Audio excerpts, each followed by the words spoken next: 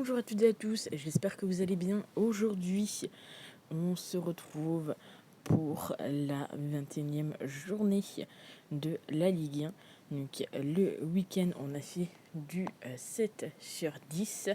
Donc il y a le match, je crois, c'est de Marseille, de Montpellier et du PSG. C'est ces trois matchs-là où malheureusement notre pronostic n'est pas passé. Aujourd'hui, on est de retour comme d'habitude, un match, un pronostic. Bien évidemment, ça reste mes avis. Et on commence avec le premier match qui est Nantes opposé à Marseille.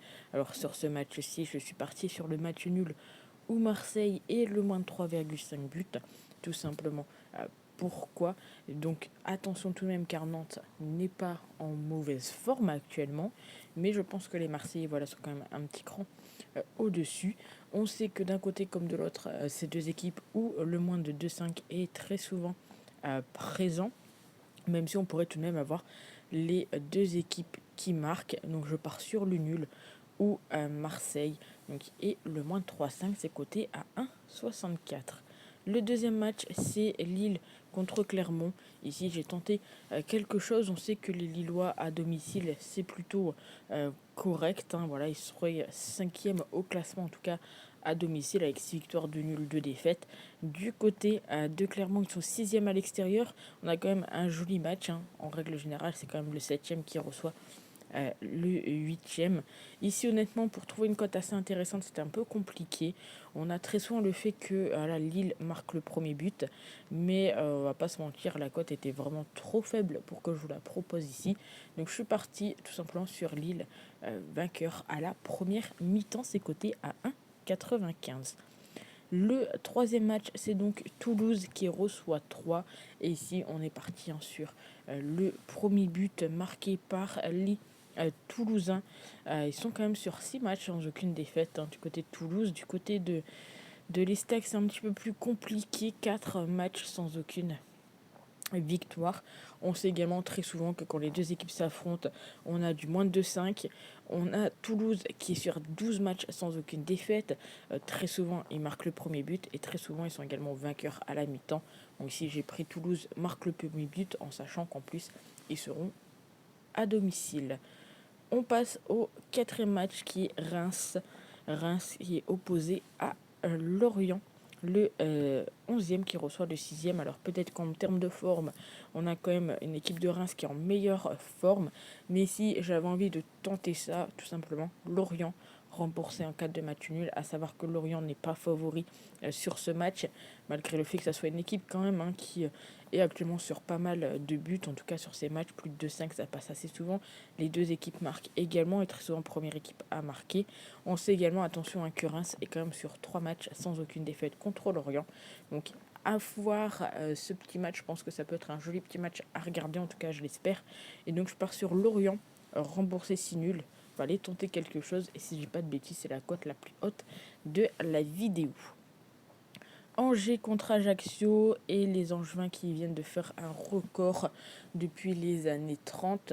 Voilà, c'est 12 défaites si je ne dis pas de bêtises et c'est un record depuis les années 30 ou 12 matchs sans gagner. Enfin bref, j'ai vu passer cette info là ce matin. Donc record du côté des Angevins mais pas un record positif malheureusement. Et de l'autre côté, on a une équipe d'Ajaccio, deux équipes qui sont clairement dans le rouge. Ils sont actuellement tout simplement dans la zone de relégation. 8 points pour Angers, 15 tout de même pour Ajaccio. Ici, je suis parti sur tout simplement les deux équipes marques. C'est coté à 1,90. Je vois bien pourquoi pas un petit 1-1. Tout simplement. Alors attention parce que ces deux équipes, lorsqu'ils s'affrontent, très souvent, on a quand même le moins de 2,5 buts. Donc attention à ça, surtout qu'en plus, c'est une journée en pleine semaine. Donc il peut y avoir bien évidemment des petits remaniements selon la prochaine journée, etc. On enchaîne avec Montpellier contre le PSG. Alors le PSG, on le sait, le mois de février, ça va être intense pour eux. Après, j'ai envie de dire, quand ils pouvaient potentiellement se reposer, ils sont partis faire un match en Arabie Saoudite. Est-ce que ça valait le coup? J'ai l'impression que non, parce que depuis qu'ils sont revenus de l'Arabie Saoudite, c'est un petit peu compliqué, entre guillemets, pour le PSG. Une défaite, une victoire, une défaite, un match nul. Malheureusement pour eux, pour eux, c'est que voilà, ils permettent aux autres équipes de potentiellement revenir tranquillement à leur porte et honnêtement, c'est plutôt intéressant parce que ça fait très longtemps quand même qu'on n'a pas eu ce genre de choses. Très souvent, le PSG voilà, avait déjà 10-15 points d'avance par défaut, hein, c'est arrivé. Là, bon, ils ont que seulement 3 points d'avance sur Lens, 5 points d'avance sur Marseille. Bon, certes, 10 points d'avance sur Monaco, mais il y a encore pas mal de matchs. Et donc attention au PSG, surtout comme je vous l'ai dit, ils vont avoir un emploi du temps très chargé en février. Ici je suis parti donc sur le PSG gagne et le plus de 2,5 buts. On le sait du côté de Montpellier, pardon, très souvent on a le plus de 5. On sait également que le PSG sur 8 victoires d'affilée contre cette équipe, très souvent on retrouve le plus de 5. Alors après, si vous aimez les cotes un petit peu plus faibles, on a bien évidemment le PSG marque en premier, et on a également le PSG vainqueur à la première mi-temps. Ici, je ne l'ai pas pris, tout simplement parce que la dernière fois, ça ne nous a pas forcément porté chance.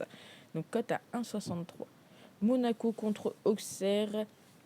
Les Monégasques, hein, comme je l'ai dit, 4e. Ils vont jouer contre Auxerre qui est actuellement 19e. C'est compliqué pour les Auxerrois également. Du côté de Monaco, on sait que le plus de 5 passe très souvent. Également, première équipe à marquer. Ici, je ne voulais pas proposer en sachant que Auxerre est très souvent la première équipe à encaisser. Tout simplement. Pourquoi ? Parce que la cote était beaucoup trop faible à mon sens. Et donc je suis parti sur Monaco, gagne de 2 buts ou plus, ça me semble plutôt correct. On sait que Monaco est quand même sur 6 matchs sans défaite contre Auxerre, 3 victoires. Alors attention, parce qu'on a quand même très souvent le moins de 5. Mais si ça fait 2-0, le pronostic est gagnant. On passe à Lyon contre Brest. On arrive, je crois, sur les derniers matchs où je suis parti sur le plus de 2,5. Lyon est actuellement 9e, Brest est 16e. Entre les deux équipes, on sait que très souvent nous avons le plus de 2,5 buts. On a également le fait que les deux équipes marquent. Donc je pars là-dessus, c'est côté 1,59. On pourrait combiner les deux, mais voilà, je préfère ne pas tenter le diable, même si honnêtement je vois bien un petit 2-1. Donc comme une personne qui fait dans les commentaires, je ne sais plus qui, mais a mis dans les commentaires que très souvent elle combinait le plus de 5 et les deux équipes marquent. Alors pourquoi pas le tenter sur ce match-ci. Honnêtement j'y ai pas pensé, je viens d'y penser maintenant, mais pourquoi pas le faire également, ça pourrait être intéressant. L'avant-dernier match, si je ne m'abuse, c'est ça, c'est Rennes contre Strasbourg. Ici, je suis parti sur un pronostic où ça fait un petit moment qu'on n'a pas tenté. Un but entre la 75e et la fin du match. En tout cas, un pronostic qu'on n'a pas trop tenté du côté de la Ligue 1. Alors, pourquoi ce pronostic ? Bon, déjà, on sait, Strasbourg est 17e, zone rouge. Du côté de Rennes, ils sont actuellement 5e. Et si on regarde un petit peu, voilà, les Rennais marquent énormément de buts dans le dernier quart d'heure à domicile. C'est 9 buts marqués sur 23. Du côté de Strasbourg, ils encaissent plus en première mi-temps. Mais je me dis pourquoi pas le tenter, hein, c'est quand même côté 1,85. On le sait maintenant, c'est plus vraiment le dernier quart d'heure, hein, c'est plus les 20 dernières minutes. Ça peut être intéressant. Et on finit donc avec Lens contre Nice. Un match à domicile pour les Lensois avant de voyager pendant un petit moment. Lens toujours 2e et les Niçois sont actuellement 10e. On le sait très souvent, Lens est la première équipe à marquer en Ligue 1. Et là où c'est plutôt intéressant, c'est qu'ils sont également très souvent premiers buteurs contre Nice. Donc je me dis pourquoi pas le tenter. Ils sont en plus de ça à domicile, cote à 1,52 et c'est la plus petite cote de la vidéo. Donc voilà pour aujourd'hui. N'hésitez pas à me dire ce que vous en pensez dans les commentaires et nous on se retrouve ce week-end.